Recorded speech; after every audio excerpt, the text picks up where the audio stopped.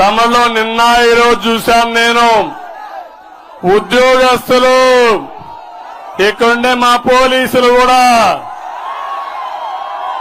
డ్యూటీలో ఉండే అందరూ వెళ్లారు. అందరూ పోస్టల్ బ్యాలెట్ లో భాగస్వాములయ్యారు.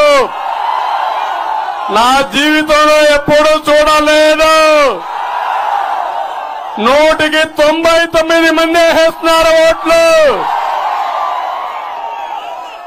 వైఎస్ఆర్ కాంగ్రెస్ డబ్బులు ఇస్తే చీప్ ఆఫీస్ డబ్బులు మాకొద్దని చెప్పిన నీతి పరులు మా ఉద్యోగస్తులు.